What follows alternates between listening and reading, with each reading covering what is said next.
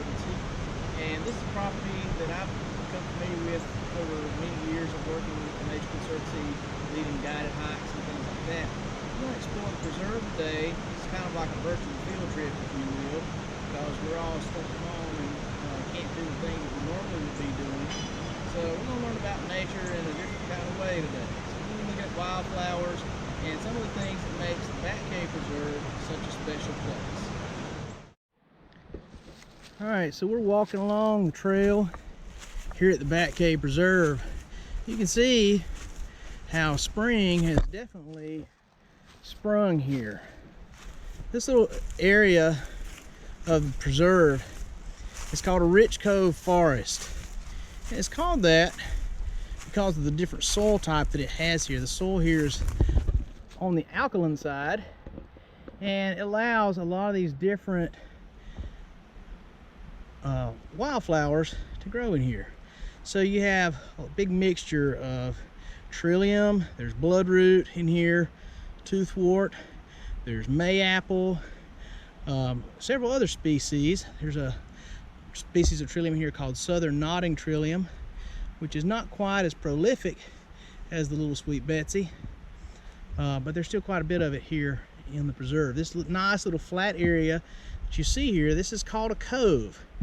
And it's basically a cove is a depression that usually backs up to a larger hill and surrounded by ridges, so it's kind of like a little miniature valley.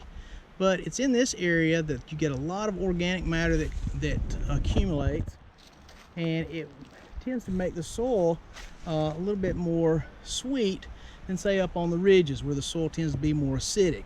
And as we move up towards some of the ridges, you'll see how the vegetation changes up there. But this is just a really neat spot down in here. It's very well protected, which is part of the reason why you see so many flowers and things blooming in here, because it doesn't get as cold because it's out of the wind.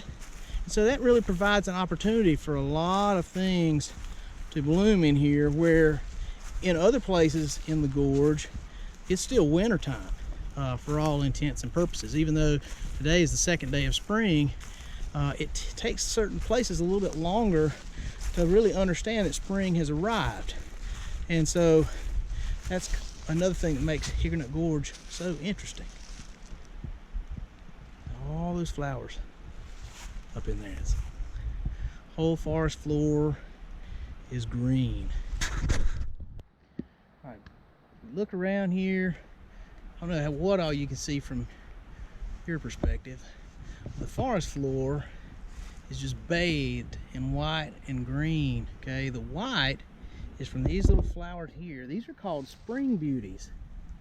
Okay, spring beauties are really small, delicate little flowers.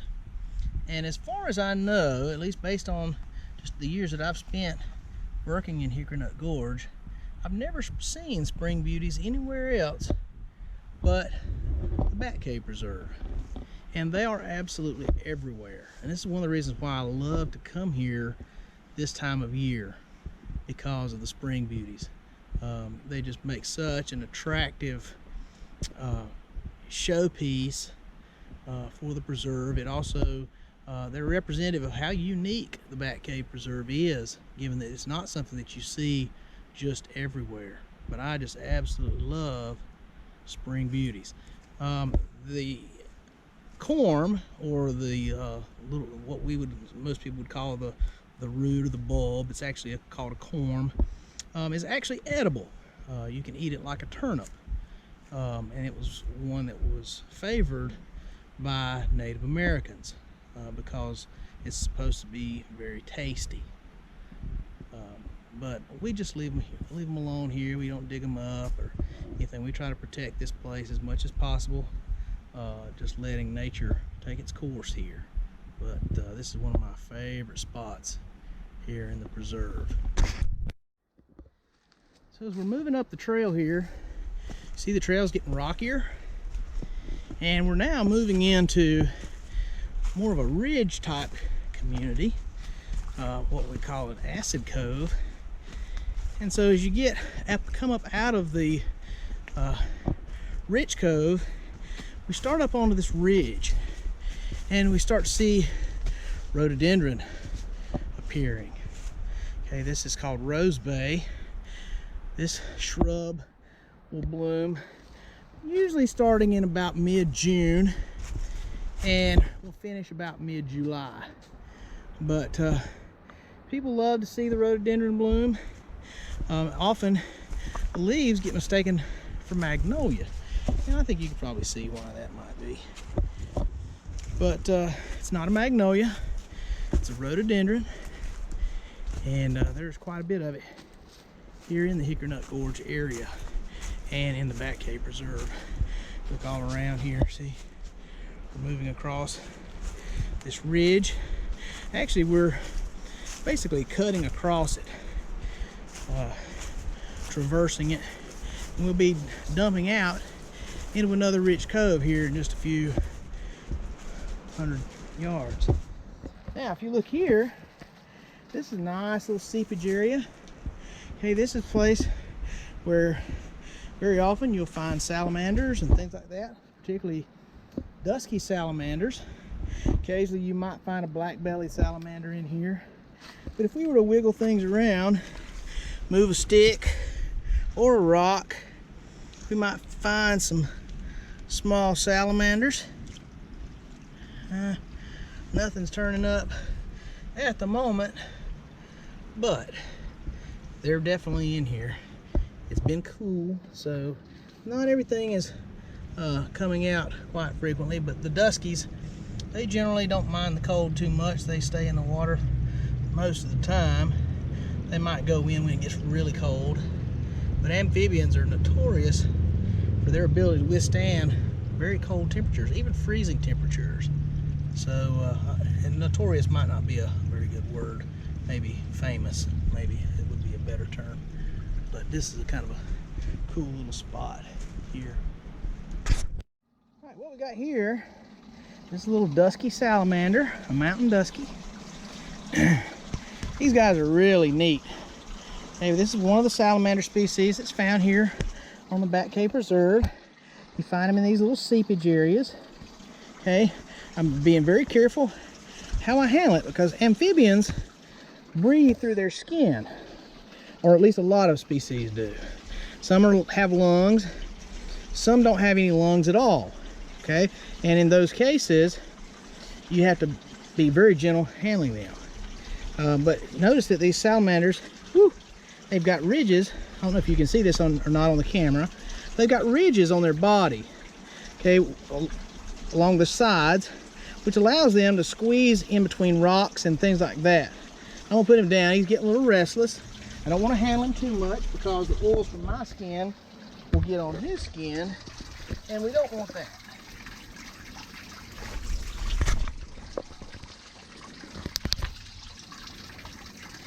See our little dusky there, hanging out in the water. This water is very cold. It's actually coming out of the ground from a cave that's just up the hill from us, from where we're standing. Okay, and this water actually flows through that cave, so it's very clear, very clean. There's not a lot of impurities in this water.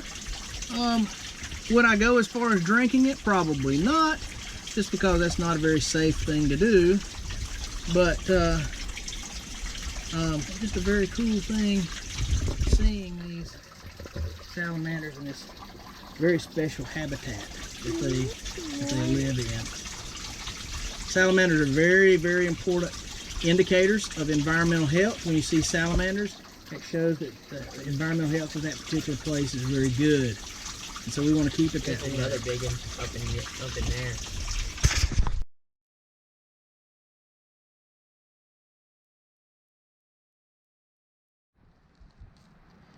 All right, so this is a flower called bloodroot. Bloodroot is a member of the poppy family. They call it bloodroot because the root, when you break it, it bleeds an orangish red color that has this orange sap. And bloodroot, interestingly enough, is toxic for one thing, but the alkaloid in it, called sanguinarine, has actually been used in some studies for specific types of cancer treatment. So it makes it quite an interesting plant. Another interesting thing about bloodroot is it has some chemicals that have been used in toothpaste. So it's very interesting. This is another one. It's one of our spring ephemerals.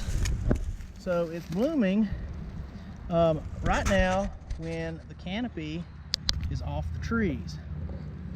And once the canopy comes on, this plant will have long fruited and dropped its seed and will be dormant. The only thing that might be left will be some leaves, which might persist into early summer. And but once it's done its photosynthetic duty, okay, all that energy will be transported down to its roots, where it will lie dormant until next year. Actually, I should say lie dormant. It will be growing, but just underground. And it's very likely that these three flowering stems that you see here, they're probably all part of the same underground rhizome. Very cool stuff. There's also another plant here. This is called chickweed, giant chickweed, and it's a pretty common wildflower for this time of year. Definitely another spring ephemeral, but one that's quite persistent here in the Bat Cave Preserve.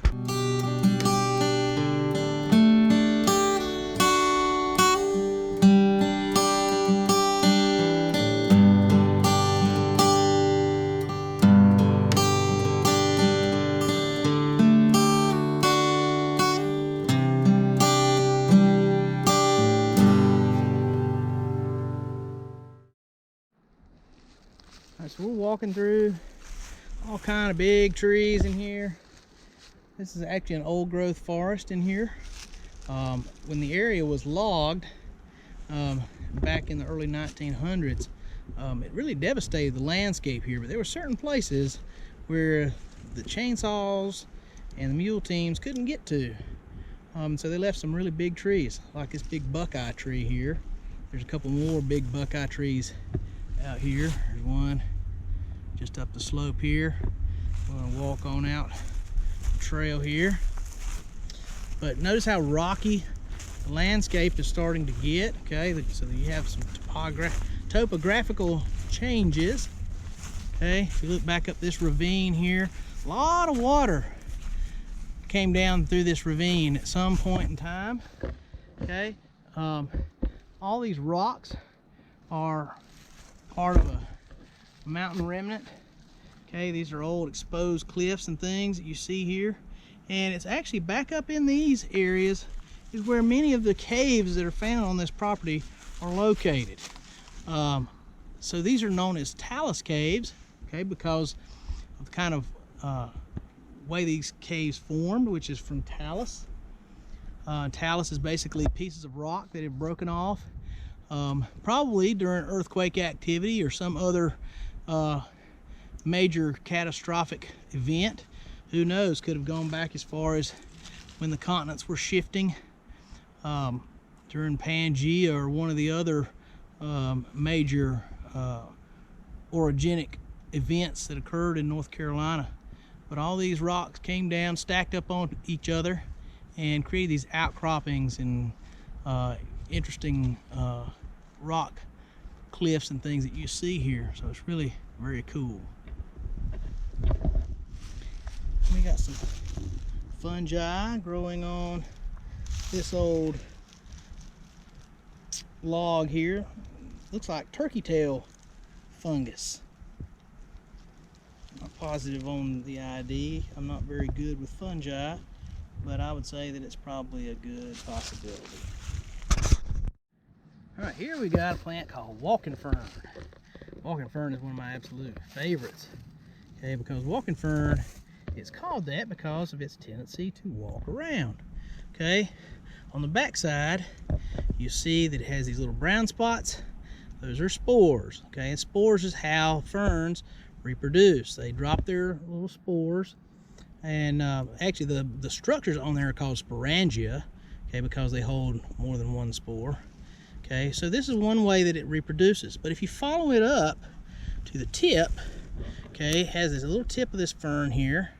Okay, what it does, it will put this fern down, or put this tip down into the moss or something like that, and new ferns will grow up from it. So it also is able to reproduce vegetatively as opposed to just by spores. So very cool.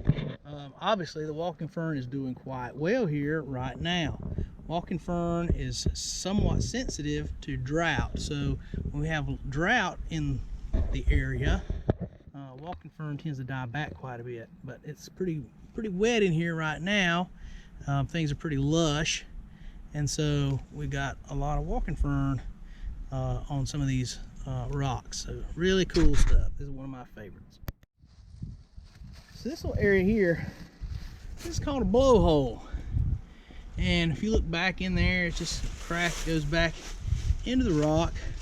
Who knows how far back that goes? I don't. There's no way you can really get in there to see. But one of the things I want you to notice, why they call it a blowhole, if you'll notice, the vegetation down here is moving. Okay, and that's because of the air that is blowing out of this hole. Okay, this isn't from the wind, because the wind, this area is pretty sheltered. But the air coming out of this hole, out of this crack, okay, it's probably in the mid-50s, 55 to 58 degrees. Okay, this is cold air that is stored up in here in the wintertime. And so as the air begins to warm, okay, warm air begins to fill that void back in there somewhere, okay? And because warm air is lighter than cold air, the warm air goes to the top of this cavity, wherever that is inside there. There's probably maybe a series of rooms. But that warm air, the more warm air there becomes, the greater the weight that it has on the cold air. So it forces the cold air down, and because there's an outlet here, it gets squeezed out very quickly through this hole. So it's really neat stuff. And this is pretty typical of caves. We see a lot of caves will breathe, and this is that cold air that's coming out of them. And this is why caves are such nice places for bats to hang out, because the temperature inside there, it stays pretty much the same year round. As that cold air and warm air mix, okay, it creates this nice temperature gradient that makes it perfect for things like hibernating bats in the wintertime, because the temperature never drops below that mid-50s range, which is it's ideal habitat when you want to go in and spend a long winter in hibernation. So it's pretty cool stuff. Also want to point out this fern here. Notice this fern is growing right out of the rock. Okay, this is called rock cap fern. And rock cap fern, also known as Polypodium virginianum, is one that we would call this a pioneer plant. Okay, we've talked about pioneer plants. The moss growing on the rock here, this is an early successional species. There's some lichens here. Okay, so all of these things are early successional plants. Okay, because this is so steep though, it limits the kinds of things that can grow on this rock. So most of the things that are growing here are things that have short root systems that can grab a hold of just anything and be able to persist. They draw their nutrients from whatever little bit of soil and water collects behind the moss. The moss acts as a sponge to hold water, and so that's what allows these ferns to grow so well here. It stays really humid in here in the summer months, almost like a temperate rainforest here in the Bat Cave Preserve. So it's a really interesting thing to come through here, and this, especially since this is a cool area, it really creates an interesting microclimate here that has a big effect on a lot of the plants and the flowers and the things that we find in here. So pretty cool stuff.